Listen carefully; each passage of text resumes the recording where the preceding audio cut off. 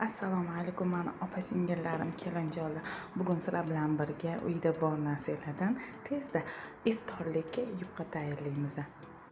Ko'rib turganingizdek, men dumaloq lavash xamiridan foydalandim va ularni ikkiga bo'lib oldim. Sizlar ikkiga bo'lmasanglar ham bo'ladi.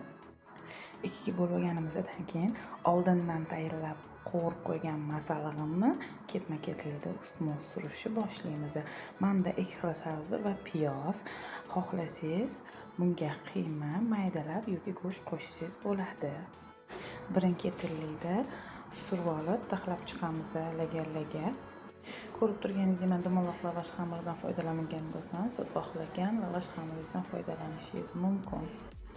Surib bo'lib ketma-ketlikda taxlab bo'lganimizdan keyin buni selofan yopib, xolodilnikka 3-4 soatga solib qo'yamiz. Siz bu yupqani ertalab yoki tushlikda tayyorlasangiz, iftorligicha tayyor bo'lib qoladi. Mana yupqamiz tayyor.